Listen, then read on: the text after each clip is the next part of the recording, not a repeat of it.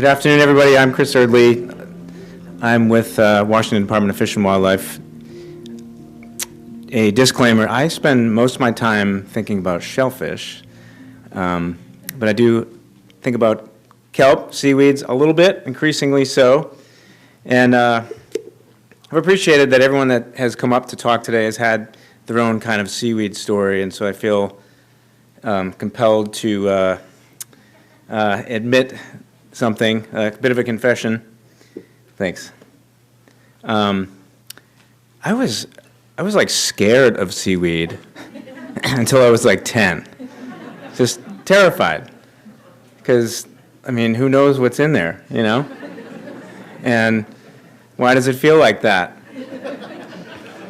So, when we were kids, nobody wanted to swim over the spots that had seaweed, the dark spots, or paddle over them, like there's seaweed monsters in there. So, so this is a bit of a therapeutic opportunity for me. Now I love seaweed. Definitely have grown out of it, so no worries. All right, did that advance? Good. Okay, so I've been invited to talk today about agency perspective, regulatory perspective, which of course is like the best thing to talk about at 4 o'clock after a long day.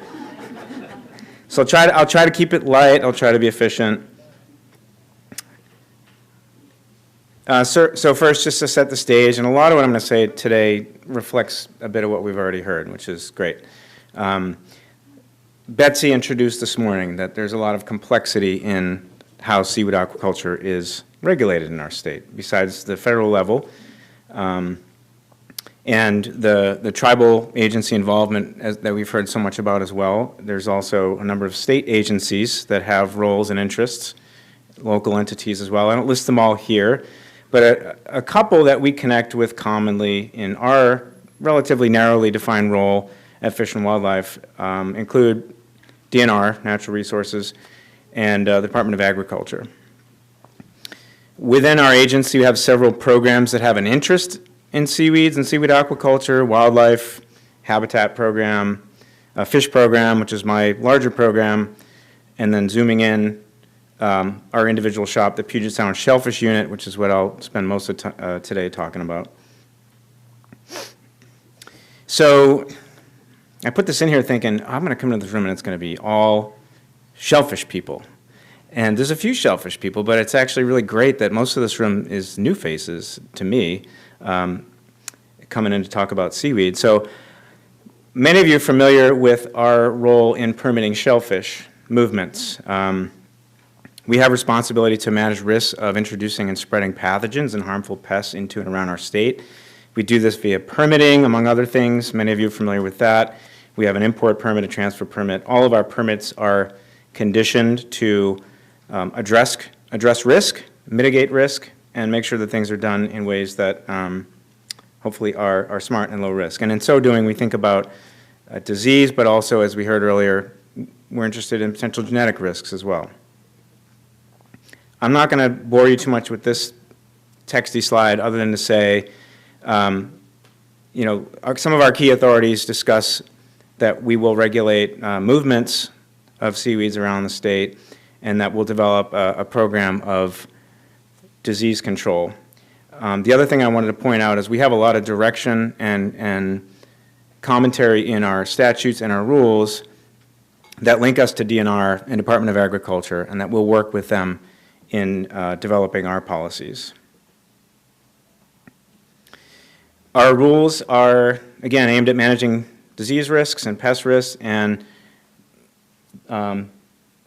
this messy slide here is meant to pick that, hey, these are issues in other places where seaweed is cultivated. Okay, this is probably not news to a lot of you, but in many places the impacts are substantial. We're talking nine-figure losses on an annual basis in some places, substantial chunks of annual production, multiple species affected, diseases, harmful epiphytes, and others. And the other thing I wanted to point out, as we heard in a panel earlier that my colleague Katie sat on, is we don't have a great understanding of everything that's out there. The pace at which novel pathogens have been characterized and defined in recent years has been rapid because we don't know a whole lot. There's a lot of opportunity there to learn more. And biosecurity is underdeveloped globally and nationally. There's no good international standards, for example, for reporting disease issues, for filling in all the details in diagnostic. Katie already mentioned earlier, there's limited diagnostic expertise and capacity available. This is something we've struggled with somewhat recently in some of our decision making. I want to ask you to read this, but focus on the arrows, the colors, and the blocks. The arrows denote movements of materials for seaweed aquaculture that have occurred in other regions.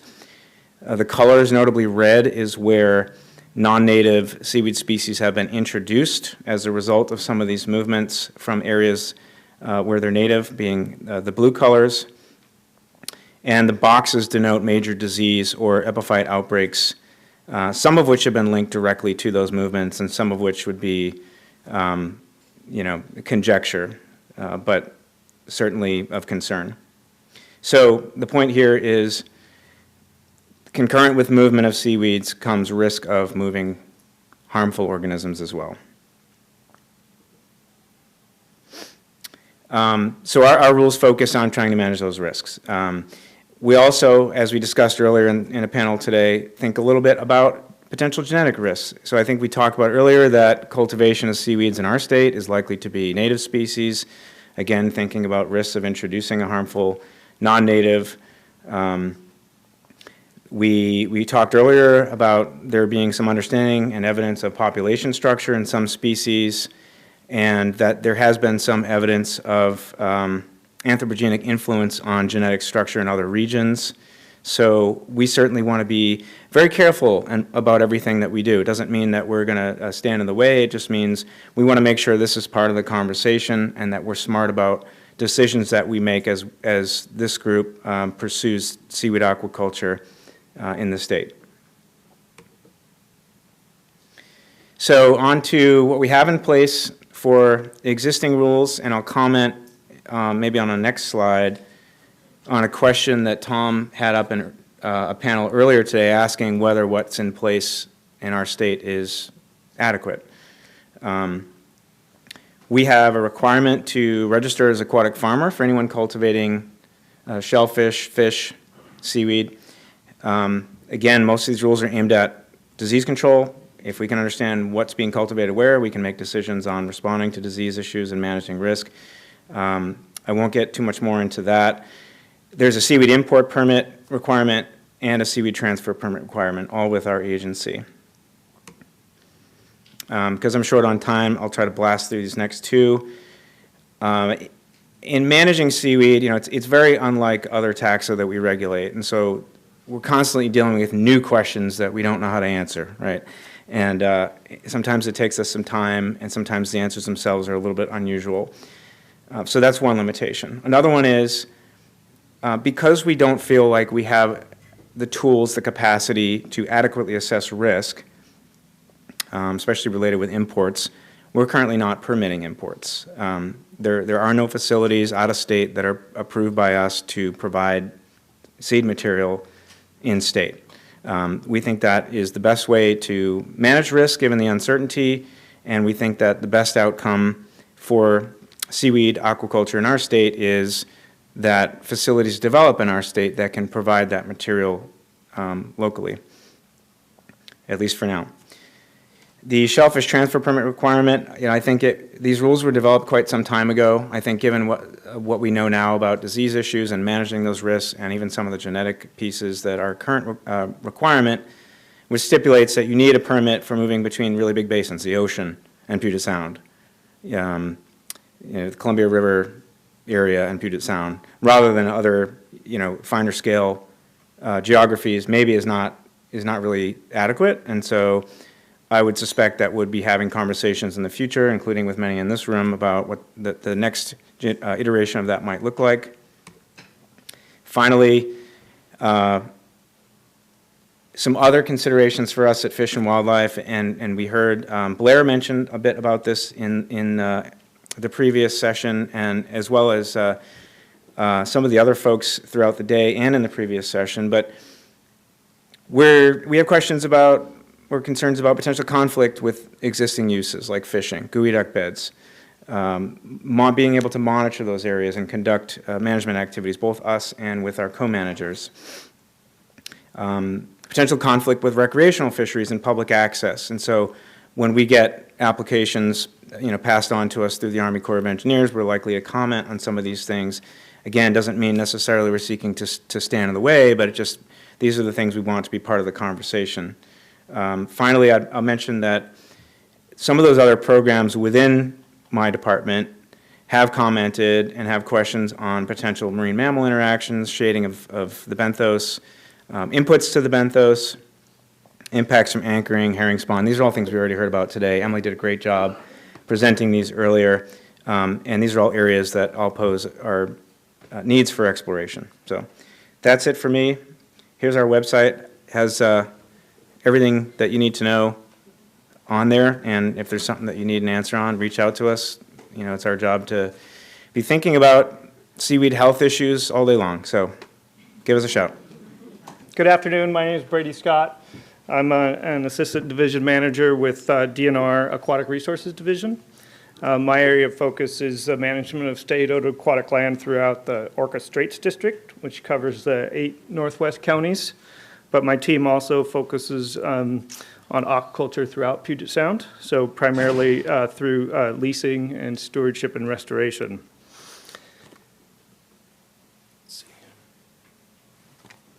At DNR, you'll often hear us talk about the phrase state-owned aquatic lands. Understanding what state-owned aquatic lands are and how and for what purpose they are managed is important to the seaweed aquaculture industry.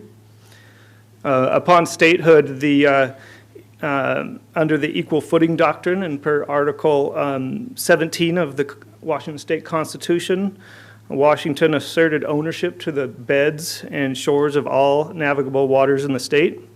And with that, all the tidelands and shorelands and bedlands became state-owned aquatic lands. And then between statehood and up until the 1950s, many of those tidelands and shorelands were actually sold into private ownership. That was to support economic development, including the aquaculture industry. In the 1950s, that trend shifted to leasing aquatic lands. It was the importance of retaining ownership by the people of the state was being more and more recognized. And then in 1971, the legislature passed the Aquatic Lands Act, and that eliminated the sale of aquatic lands in Washington. So today, the state manages approximately 2.6 million acres. That includes approximately 30% of tidelands, 70% of shorelands, and virtually all the bedlands, which were received at statehood. So these now state-owned aquatic lands, the remaining aquatic lands in the state that weren't sold are managed by the Department of Natural Resources under the administration of the Commissioner of Public Lands. So DNR is a little unique in essentially it acts as a property manager that manages these state-owned aquatic lands on behalf of the citizens of the state.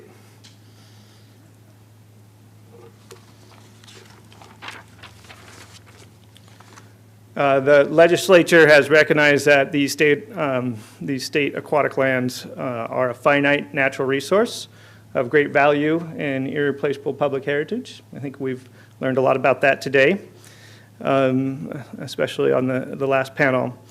As the steward of the 2.6 million acres of state-owned aquatic land, the legislature has directed DNR to consider the natural values and best use of these lands before authorizing for commercial and other purposes. These decisions must also follow the broad aquatic land management guidelines listed up here. We often refer to these guidelines as the 4+1. We're to encourage public use and access to the state-owned aquatic lands, foster water-dependent uses, ensure environmental protection, and to utilize renewable resources. And then we're consistent with those 4 to generate revenue for the state. The revenue gained by the use of state-owned aquatic lands is then reinvested to manage and restore Washington aquatic ecosystems. Let's go to the next slide.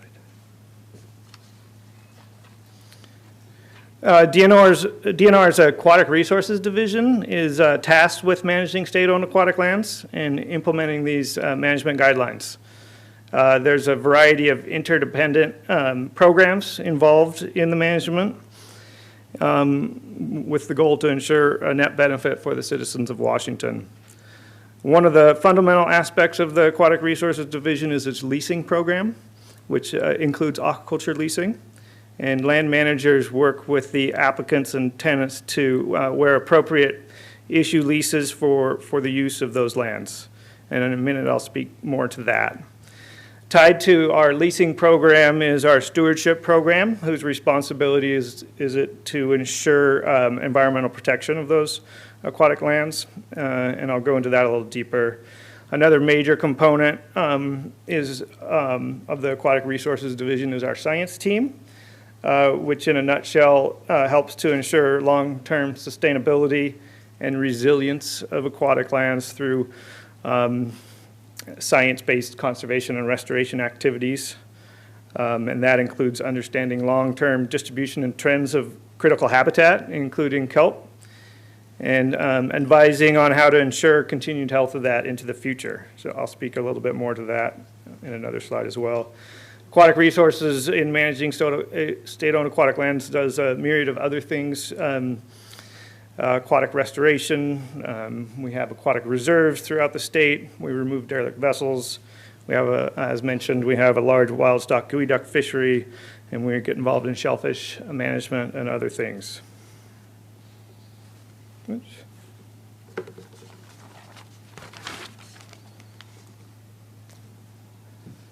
A DNR aquatic land lease is the instrument in which DNR uses to approve a seaweed aquaculture farm. And there's numerous steps involved and required through that process, which I'll go into here. Please don't mistake the brevity in which I'm touching on this as a simplicity in the process. It's actually a little bit involved and somewhat complex and can take some time, as many of you are learning.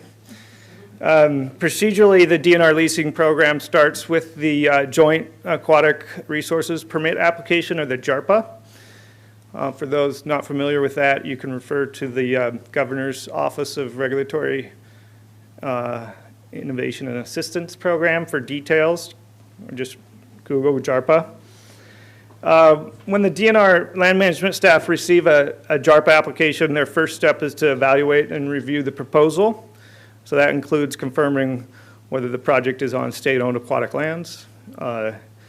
It probably will be, because we manage most of the bedlands throughout the state. But if not, then you wouldn't need to work with DNR any longer. As I said, we're a property manager. If it's on state-owned aquatic land, we look at other uses and preference rights and other potential encumbrances to see if it would be available for leasing. The JARPA also triggers many of the other state and local and federal permit processes that will be required as part of the process for getting approval for a seaweed aquaculture farm.